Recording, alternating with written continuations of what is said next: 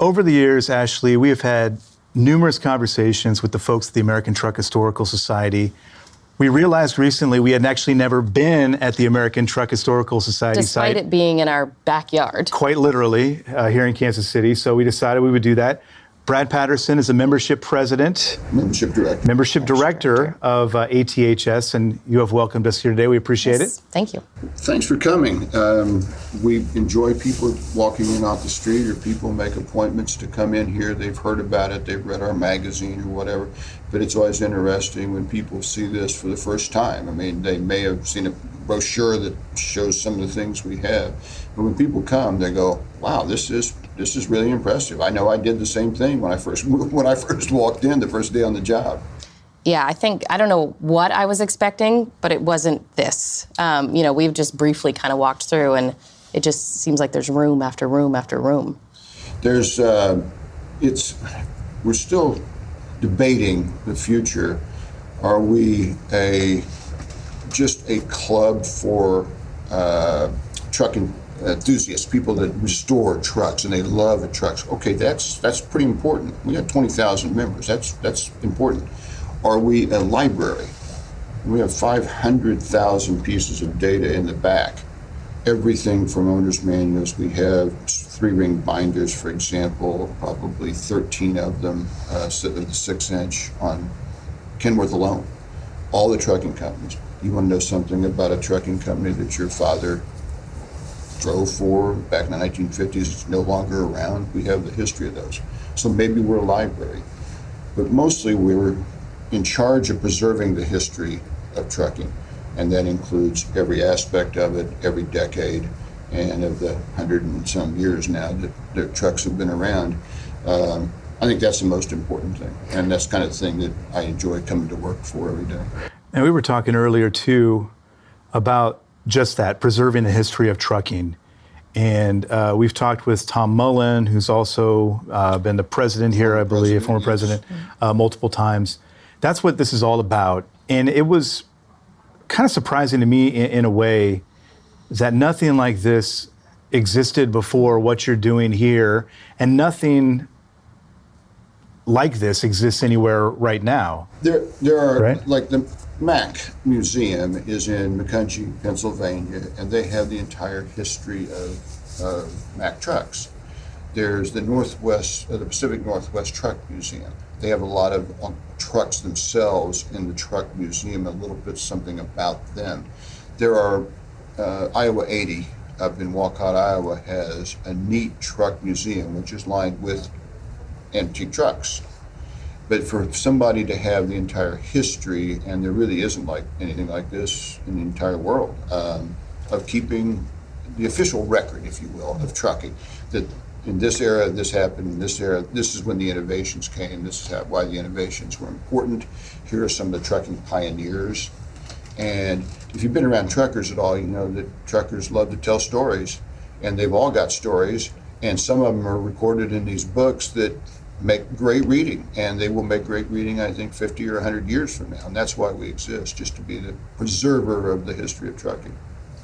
I have a lot of questions about the museum, but I'm curious your background. Where, what does your resume look like? Where did you come from, and how did you end up here? Yeah, it was, 100% linear. No, I'm being completely facetious. It went like this. Yeah. I came out of journalism. I was a sports editor of a newspaper, beginning right out of college, and then 7 years in journalism, and then got into the sports association work for 13 years, was a sales rep, and then spent 10 years in Kansas City with the American Public Works Association. And then this job came up, and it sounded fun. And I'm certainly closer to the end of my career than the beginning. I thought, I like this. This is something that I want to be involved with. And so the ironic thing is I tell people that it's easy to miss the building on I-29 right outside. So if any of the listeners in Kansas City know I-29 goes to the airport. And I drove by this building, maybe 100 times, but at least 50 times, and looked over and said, wow, that looks interesting. I wonder what they do in that building. I should stop sometime. And I never did. And so it's easy to miss it, right? And so when we get people to come in and look around and to be a part of this and to have questions, I go, yeah, that's a pretty good way to come to work every day. So that's how I got to this point. It's interesting. You didn't have a trucking background No. before this, No. but you saw the job opening. What exactly kind of stood out to you, or you thought, oh, that sounds interesting, I'm going to look into that? Membership development aspect. Gotcha. That this looked like a lot of potential, which it still does, and that there was room to grow. And so I thought, this gives you that career goal that we're going to try to get to this point, or this point we're going to expand. And so, I mean, there's not a specific target number that we're looking for, but we have 20,000 members, and so it's a good sized organization. And then the other aspect of it is the fact that it didn't take long to really appreciate what our members do. And about 75% of our members have had or still have something to do with the trucking industry. Their drivers, their family, their legacies, their grandfather and father drove, or they got a job as a truck driver and stayed with it, or they work for a logistics company or whatever.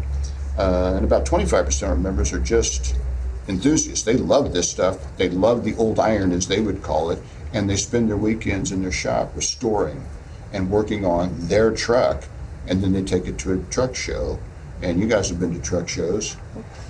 It's hard to be in a bad mood when you go to a truck show, right? Yeah. I mean, you walk in and you see a whole bunch of people, these great and glorious trucks. And so again, part of the job is we have a massive truck show at our convention, right? I mean, that's our show, but you're working as a staff member. But I go to other truck shows and it's like, everybody's smiling.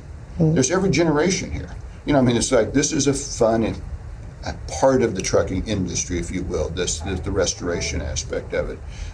It's a fun part of it, really is. You mentioned that truck drivers love to tell stories. And with you having a journalism background, do you see a lot of connections with that as far as enjoying, people coming in and getting to hear those stories? 100%. And I have thought, Darren Burt is our editor of Wheels of Time magazine. Wheels of Time magazine goes back to 1980. Wheels of Time magazine is by far our #1 member benefit. People join strictly to get the magazine, and Darren does a terrific job in mixing and matching all this. My journalism background tells me I think that's a good story. And I don't know anything about the subject, but he wrote about it in the January-February issue, which is already, at the printer. I'm going to read that story, and it turns out to be a great story. I learned something about the industry. I learned something about that person. I learned something about the family or the company that came before us, right? So yeah, my journalism background tells me there's a million great stories here.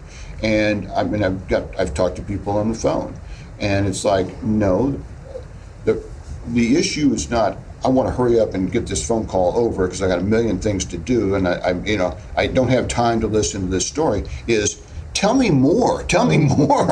I'll stay here all afternoon. This is a terrific story, and so I think again that's one of the things that attracted me. But yeah, from a journalism standpoint, there are a million good stories in HEHS, but also just in trucking overall. Well, and every object you have in here and every truck that is part of the story is its own story as well, and everything you have in here is a piece of history. I mean, that's the idea behind it. That's the idea behind it, Yeah. and I'll show you a couple of things when we take a little walk around.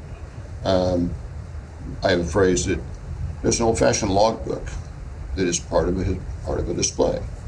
You could write a book about that book. Just open a page. Where was he on that date, and in the United States? What was going on that day? You could write a book about that book, and maybe I will one of these days. But it's like those are the things that, again, no day. We got a small staff, so all of us, there's only 3 of us that answer the phone. We have a bookkeeper who's just busy all day long. John is the executive director who is doing the fundraising sponsorship aspect of things. Darren works remotely, putting out the magazine in Marina. Is our marketing person who also works remotely. Courtney at the front desk there is the director of operations. She is also the IT person, and also the director of the convention and truck show. Wearing a lot of hats. Wow. We're all wearing a lot Yeah. of hats, and so none of us, and we everybody jumps in and helps everybody else, but it's no day is alike. And I'm an old guy, so I still have an old-fashioned legal pad. Google that, young people, right? Google legal pad, this 20th century thing that you wrote on Yellow. a piece of paper. Yeah. Yellow or white. It could be white. That's Could be right. Yeah, white. that's true. I actually still have my legal pad, and there's a few things I need to get done today. And so maybe you get 2 or 3 done, but at the end of the day, you go, man, we answered a lot of calls. We took a lot of memberships or new members or renewed members. We helped a lot of people today. So you go out of it, we lock the door, and it's like, yeah, this is a good day's work. So I think that's one of the things I really love about ATHS. The calls you're getting, are they from people wanting information about, you mentioned the documents from a particular thing or an era, or are they offering their stories to figure out how it might fit into what you're doing here, or is it they're wanting to, is it pretty much all the above? Most of it is member service related. The vast majority, again, the average age of the ATHS member is skewing older, like it is in all these types of organizations.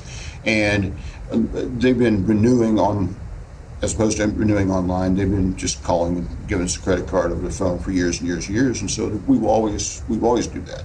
And so a lot of our membership calls, a lot of our member service calls, hey, I got locked out of my account, can you reset the password? And then just answering questions about the convention, for example. Is there a headquarters hotel yet? Is this going to happen? It's the first time I've ever been to a convention. Do I need to, if I'm bringing a truck, what do I do? Yes, it's online, but we can also explain to you. So those phones, and there are days where the phones are a little bit quiet, and then there are days like this week, which is the beginning of the month is when the membership renewals really start hitting. And some days it's like, okay, I go home and I got to get my neck unstiff first. Yeah. So, but again, no days alike, and the stuff that I have on my legal pad, I get some of them done, and I got to add 3 more. But it's fun, and also again the idea, not trying to pat ourselves on the back, but the idea that we helped a lot of people this week, helped a lot of our members. That's kind of a good thing to do at the end of the week, to go home and think, I had a good week this week. So Yeah. For sure. Can you talk to me a little bit about the history of ATHS? You have so much in here. I assume you didn't get that within the run of a couple years. I'm assuming it's been a while collecting everything? it was incorporated in 1971. And before that, there were people that kind of like this stuff. It's kind of like people got together the first time with antique cars, or antique fire apparatus, or antique military vehicles, right? Well, hey, I've got this. Come over to my shop. And there was 2, and they became 4, and they became 6, and we should get together. Maybe there's some other people out there. Well, there were some other people out there, and then maybe we should send out like an invitation to maybe get together as many as we could, like mimeograph, one of those things, and send it out. You want to explain that for the kids too? I don't even know. I was going to say, you might have to explain it to me, because I'm not sure I know what that is. So, and then they said, we got there's more people out there than I thought, and so we ought to form an organization, which was formed in Birmingham, Alabama. And one person, and then they said, since you're kind of running this, you'll be the first president. And then it was his wife who became the keeper of the books and the secretary and stuff like that. And the organization grew to the point where it overflowed their house, the kitchen table, the basement, and the garage. And they had to get a small office. And then they started asking if anybody has anything that they think would be applicable for this organization to keep, right? And they overflowed quickly. A lot of people had stuff trucking that they didn't know what to do with. Stuck in a garage somewhere. Anybody would be interested in this, right? And they found out that people were. So they had their first national convention, and then things just snowballed from there. And then they were looking around to find a permanent office. And so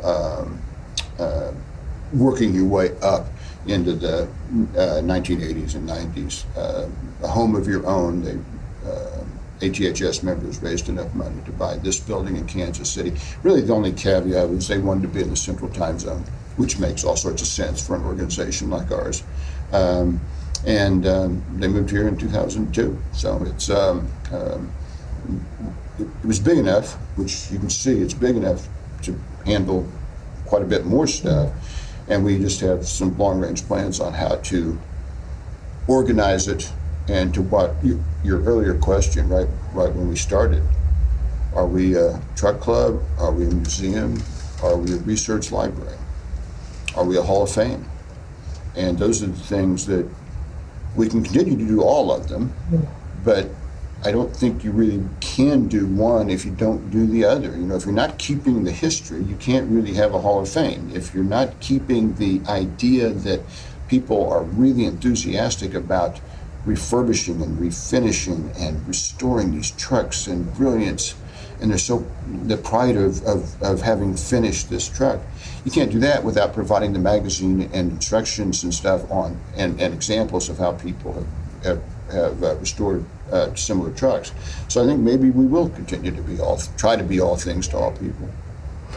The items that come in that are donated, I assume you get them from all over the place and from all sorts of different people, but is it sometimes people find it in a garage, it was sitting in a corner forever and they didn't realize what it was, and you've got other people who know what it is and want to make sure that they continue to add to the history? I mean, where are the items coming from typically? We didn't talk about this, so this wasn't a planted question, but this is where it's the emotional aspect takes over.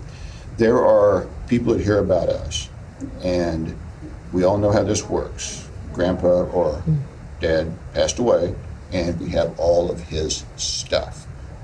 Again, maybe it's collecting military stuff, but in this case, Grandpa or Dad have all these boxes of stuff from his days of being a truck driver. We don't know what to do. Would you be interested in it? And we're honored to have them entrust us with their father or their grandfather's legacy, right? You'll see it when we go to the back, that there's stuff we haven't got to yet. We just don't have enough people to look into it, but we're never going to turn people down. Send us what you've got, and then we will find a place for it. We're in the middle of we're at the beginning of digitizing everything, so that someday we might not have to keep more than one hard copy of everything that is back there, 500,000 pieces of data in the library. That would allow us to have more displays and things like that. We might have one more person on staff that will be able to expand the history of the truck so people can have a walk-through all the way through. But when you look at the boxes, you'll see in the back, and they have a name on them. This is from this person's collection. And you look at it and you go, you know what? That's not just a box of stuff in this museum in Kansas City. That's somebody's life. That's a life well led, right? And they wanted us to have it. You go, yeah, that's kind of a nice feeling and a nice way to go to work. So, yeah, we hope the future. I think the future's bright for ATHS, and I think it will be. What is the process when you go through a box of items? How do you decide what comes out on the floor, where it goes? What's the process in that? We're in that place right now where we're just trying to get through the boxes and finding out what's in there. And so usually people call, and Courtney has a degree in library science, and so she's the curator, so to speak. The process is to open the box, and there's usually a letter or letters in there about what all the stuff is. Then the next step is to just catalog it. And we have, as you might imagine, many full sets, or mostly full sets, of Wheels of Time magazine. Somebody's been collecting for 20, 30, 40 years. Okay, we've got a lot of those, but we're still going to keep them, sure. Right? I mean, they send it to us. And then it's whenever we have room and time to actually adequately display it. We don't want to put somebody's stuff just thrown out there. It's got to be. It's nice if it's part of the Kenworth display or the part of the Peterbilt display, and we do have some designs on what to do with some unused space over here, which would free everything up, and then we'd be able to get some. And again, not just let's grab a table out of the storeroom and put up some stuff here with no thought to it. Have it organized. That's the plans. You must get stuff all the time, though, where that must, number one, be exciting when you open that box up every time, Oh, because you have no idea what you're going to see in there. Without a doubt.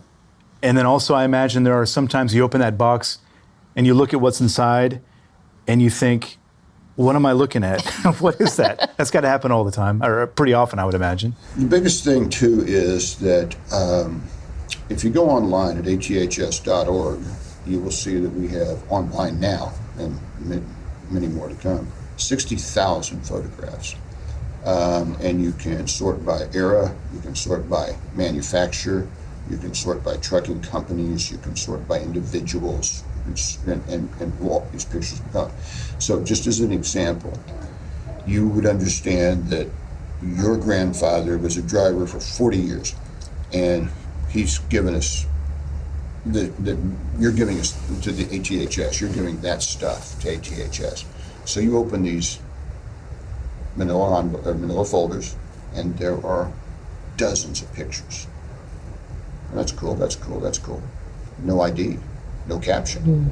So we have taken to digitizing, putting them online, and saying anybody, any of our members, you have to be a member to do this, any of our members can go in there and identify it. And then that just leads to more, obviously, traffic to the website, but it also gets people involved in being a volunteer, and they don't have to live in Kansas City to come over and volunteer.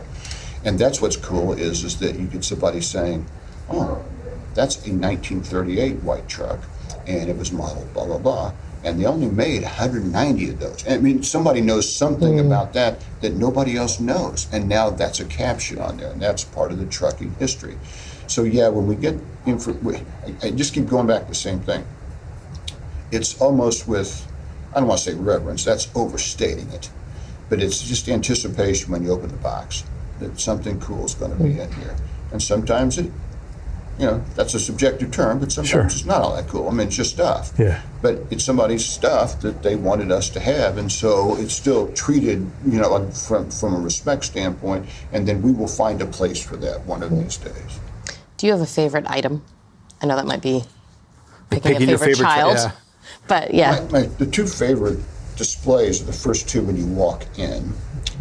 Probably my favorite one to talk about is this, the forerunner of the Thermo King company, which revolutionized trucking, helped get America completely out of the Great Depression in the 1930s by refrigerating trucks and being able to get produce from here to there, not just across town, but across country. So that's probably my favorite one to talk about. All the displays that we have, the miniatures and everything that are behind glass, again, Courtney takes them with white gloves and puts them in, and she designs that. And so I don't really have a favorite one of those, but more importantly, when people come in, I'm the one that gives the tours. When people come in, they've got a favorite because their dad drove for Consolidated Freightways, as an example. Yeah. Right? Look at all that. We had somebody in here, Yellow Freight. Everybody that's lived in Kansas City for any length of time was somebody that worked at Yellow, right? So in the back, you'll see the yellow sign that stood outside the depot in Independence for 28 years, I believe. And when they got merged, the new owners were just going to throw away the sign, and we rescued it. I say we, I wasn't working. We'll take that, Yeah. Put it in the back. Yeah. But we were walking through here with a guy, and the wife had made she had made the arrangements. And she had other things to do when they came down to Kansas City. I think they were from Iowa or Nebraska. Excuse me, but they were going to come to Kansas City. We were going to do the NASCAR Speedway. They were going to do speed, and we are going to go to this truck. And he said, "Oh my gosh!" The husband was excited because he had been a truck driver earlier, and then got on to other things in his life. But oh man, I love trucks. They're walking around, and she goes, "Oh my goodness!" And she's not into trucks, right? And that's not her deal. That's his. And she's just walking around being a supportive, spouse. And she says, "Oh my goodness! I had that pin when I was in high school. I had one of these toys here as a little girl." Her mother worked in the accounting department at Yellow for 17 years. And so 9 out of 10 people walk by that display, doesn't mean anything to it. That meant something to her, It brought back a lot of memories. Right? That's another big thing about Wheels of Time always has this, people comment online and everything, that it just sparks memories, it just sparks memories. It's something that even if you're not that into it, somebody that was, or again, you had a father or grandfather that, and again, we say that, driving a truck, being a truck driver is not just dad's job or grandpa's job. It's the whole family's job, right? And the whole family is involved. And when they read a story about some company or some individual, that's, again, kind of tears on the heartstrings, that's what we're a part of, so, yeah. Well, it pulls on the heartstrings. And then we were talking before we flipped the cameras on just about the history of trucking and the intersection with American history and the development of America, trucking's role in that. And talking to you earlier, that was clearly something that you've thought a lot about, since you started working here, I think especially. But talk a little bit about that, in terms of just the role trucking has played throughout American history over the past, 100 some odd years, and how it all ties into what we're sitting in right now. Yeah, I'm a history buff to begin with, and my father was a World War II veteran, and so I really focused when I was, taking history courses, when I was actually attending class, not just being enrolled, I enjoyed the World War II aspect of things. And again, a lot of it had to do with the fact I knew some of it. I have some living history of my father's stuff. So I looked at that, and then I started going to think about, okay, there's a magazine article about four-wheel drive. Well, before I started working here, well, that's a 1980s invention. That's for off-roading. Nobody off-roaded back in the 1930s. They were busy working on the roads. They were building roads. There was no such thing as off-road. Yeah, everything was off-road. Off-road, right? Yeah. So that has to be like a 1980s invention. Now it's 1920. Somebody couldn't get stuff off of their farm in northern Wisconsin in early spring. I better go invent something. How do you have that mind to invent something? The refrigeration unit, which again revolutionized the economy at the time when the economy was still pretty fragile coming out of the Great Depression. The three major trucking companies in America voluntarily gave up making vehicles for the public for, I think it was a little over 2 years, in order to make nothing but more vehicles. And you think about, it's not a stretch to suggest that having better ways to move troops and goods for those troops helped win the war. We were able to get to that railroad depot in the European theater quicker, with more troops, more efficiently than what Hitler could. And we got there first. And that has a lot to do, when you add it all up, with the war effort.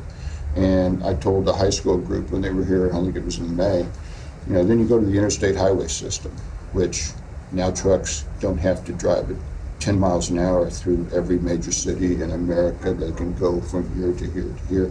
And again, everything more efficient to move produce, to move goods, to move everything that you eat, wear, drink, drive, has been on truck someplace, right? And so being able to do it efficiently. But you don't have to go back to any farther back than in 2020, when we were all trying to figure out this COVID-19 thing and how bad is it going to get, and suddenly this grocery store shelves were empty.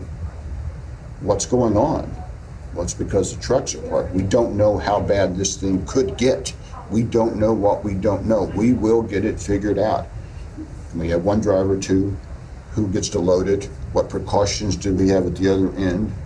Who unloads it?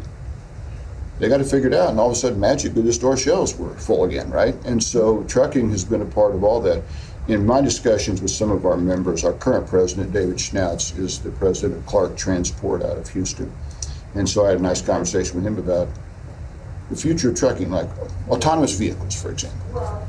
He says, well, those will come, but there's going to have to be billions and billions and billions of dollars spent, because you're going to need dedicated truck lanes.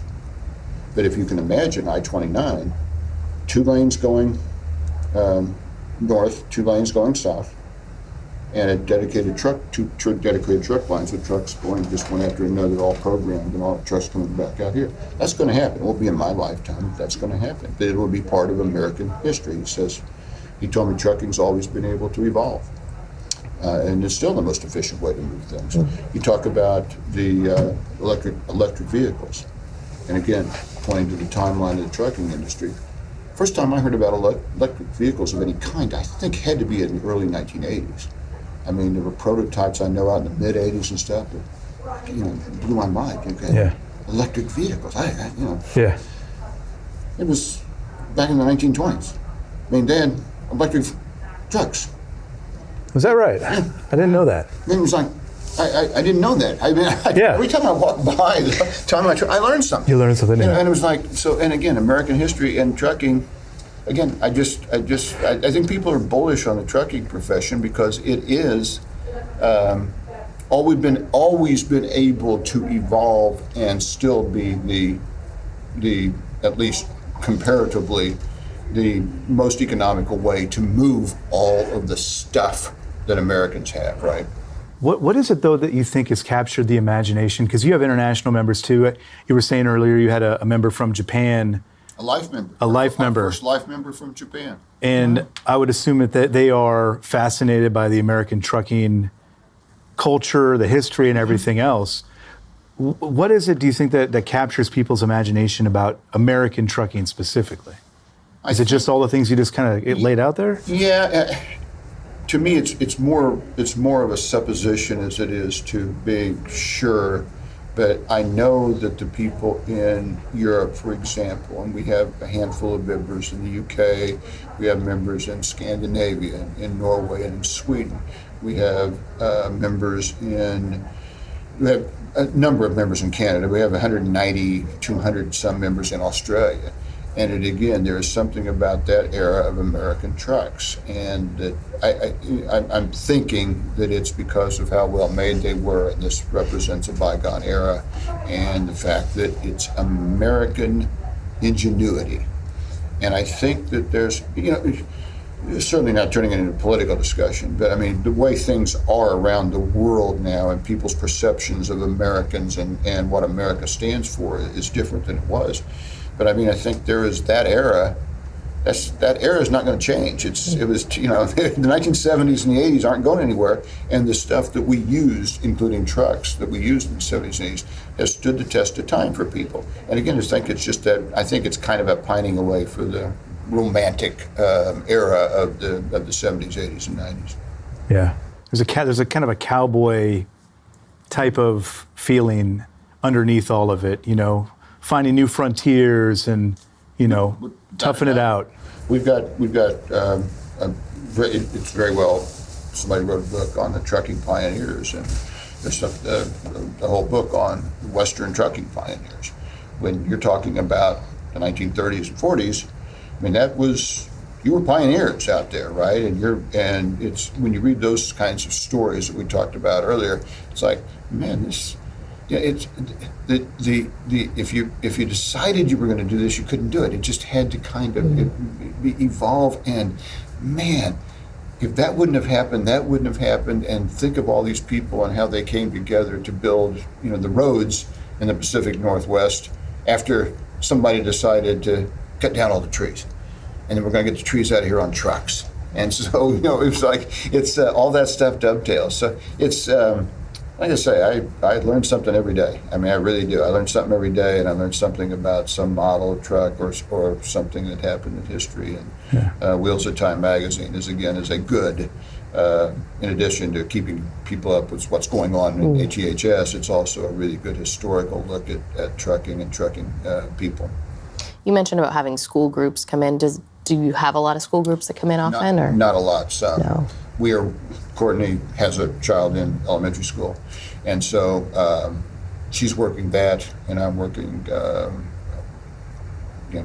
If we get the time, I'm working on the senior living groups. This is we have a couple of senior living groups that come over on a kind of a regular basis, and again, that's cool. I bet you they really appreciate it. They really do. Yeah. I mean, there was one group that came over, and it's a senior living group, so they made the plans well in advance, and I'm pretty familiar with this through some things I had to go through with my mother, and so there's the van, it pulls up, and there's somebody in a wheelchair, somebody else has a walker, there are people coming in at various ages, And so we started taking the tour, and I started talking about World War II, and one guy has the walker, and he says, I'm a World War II veteran. And I went, seriously? Well, first off, thank you. Thank you. Yeah. Yeah. He said, I'm 94 years old. And Wow. we talked about, I drove a truck in the service. And that's when I got out as civilian. What else did I know? Wow. So I started driving a truck. I drove a truck for like 30 years. And I said, well, first off, God bless you. And second of all, you've given me something to aspire to. Yeah. I want to be walking around at 94 Yeah. and being able to hold a conversation Yeah. and be interested. And that's what we offer people. They can come and sit on the soft chairs. They can go to the back. The research aspect of it, when we get a lot, I say we, Courtney takes the calls. Again, she's the librarian and the research person. So if somebody says, I need to know this, this, this, and this, here, put it in writing in an email. And if it's going to take her 4 or 5 hours, then we charge them by the hour. If it's, what year did Kenworth make this particular model? If she doesn't know, which she probably does, we have 3 or 4 experts that once you call this guy, he'll know. Right. If somebody walks in off the street, they can come back here and spend all day.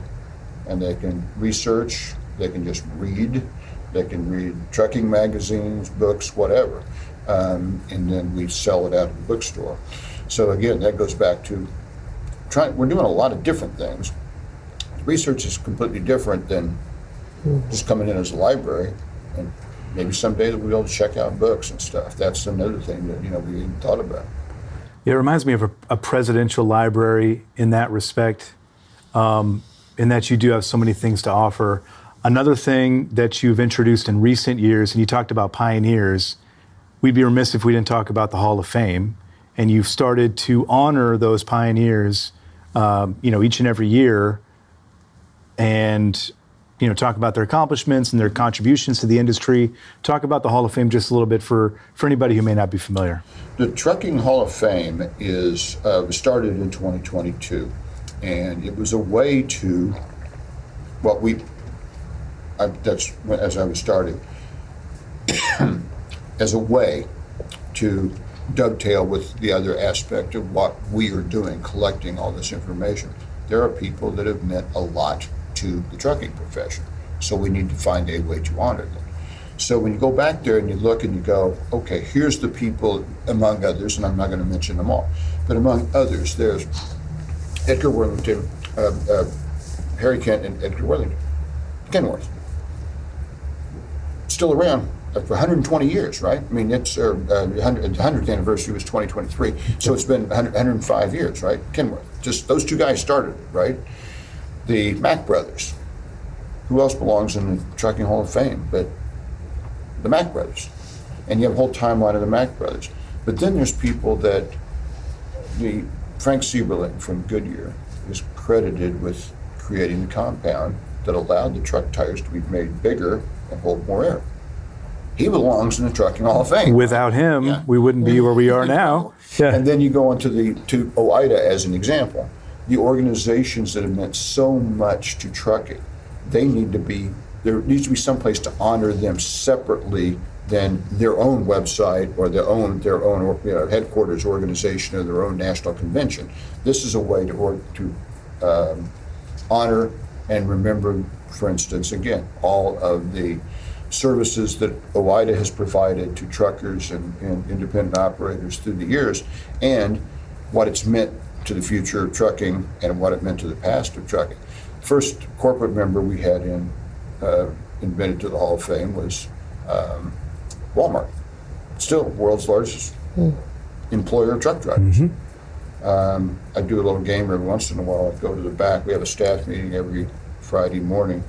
And so I'll set my laptop out and look out on I-29. And I remember one day just sitting there, it was not very long after I started, I wonder how long it's going to be until I see a truck. Oh, there's one. I wonder, oh, there's another one.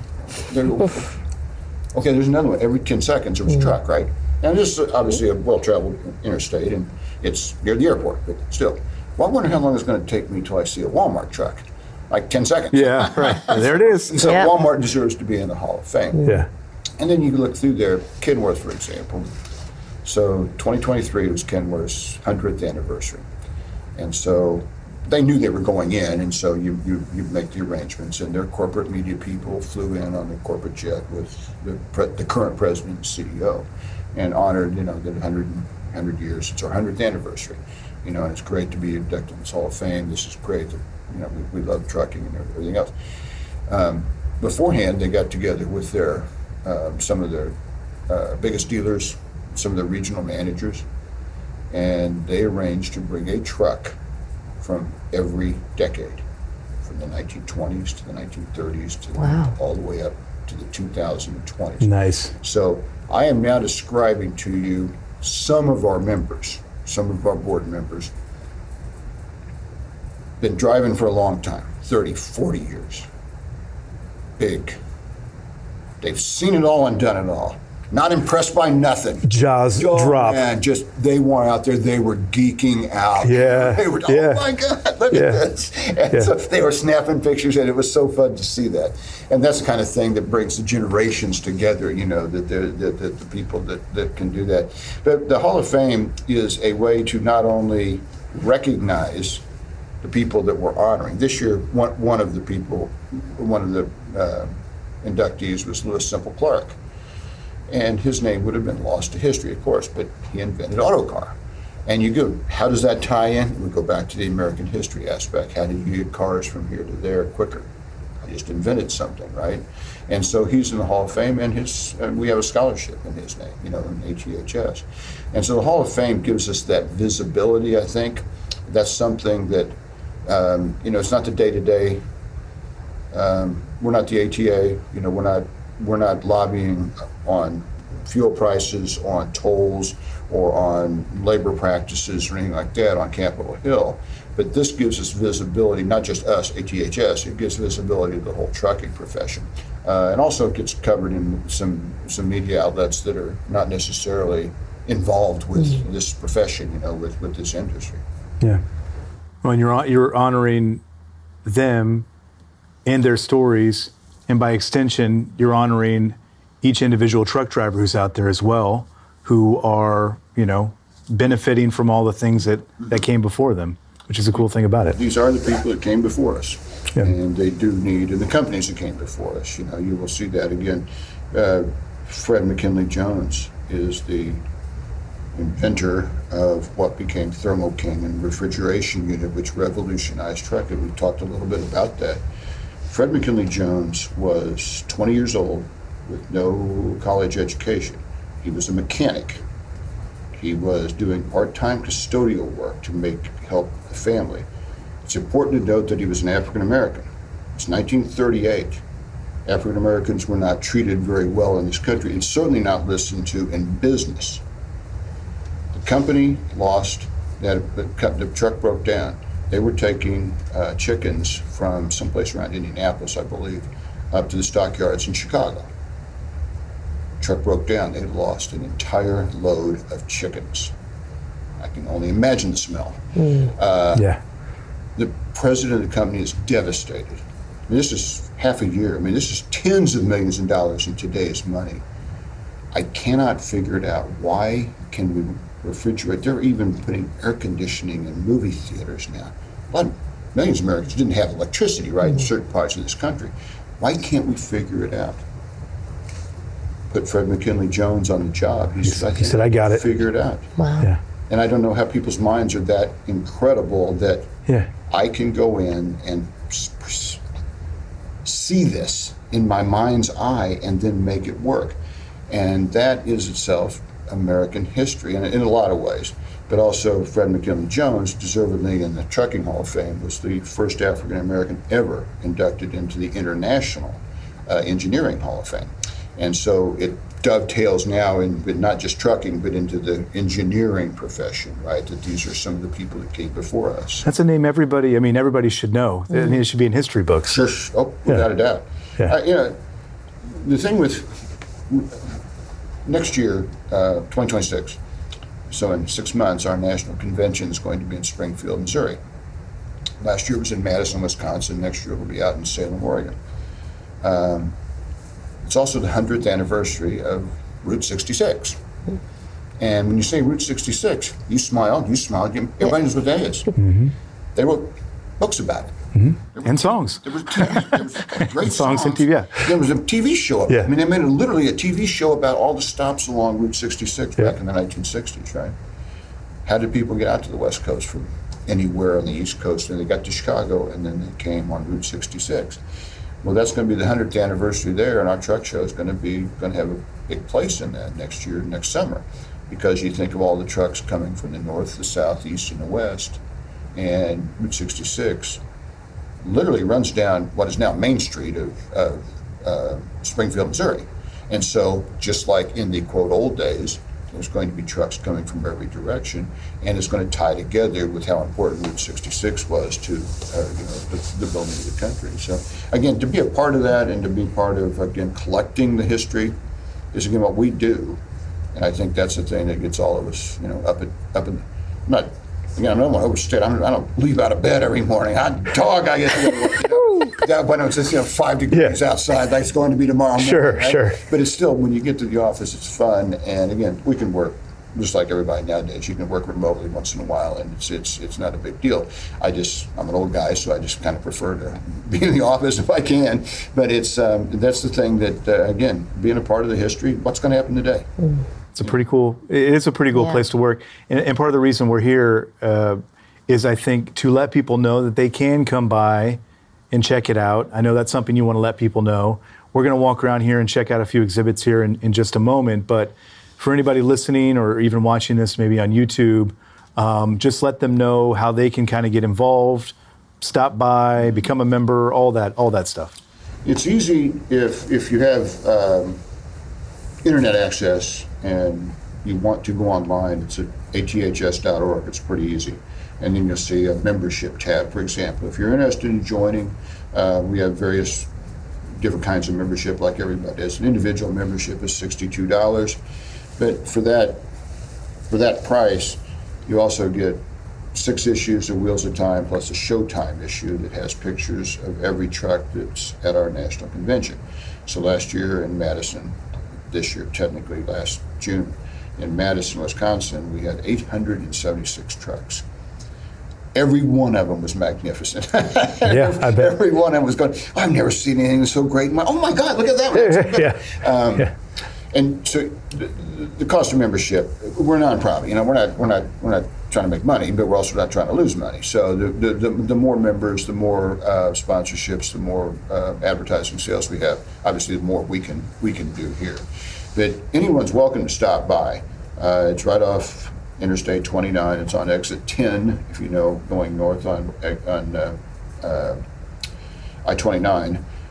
I used to say I could throw a rock and hit the airport, so that's how close we are to Kansas City International. But I don't know, my arm's not quite as good as it used to be. Let's go give it a try. Yeah. Let's go see. I cut off, man, and then I cut off. There you go. Yeah, I can throw it in.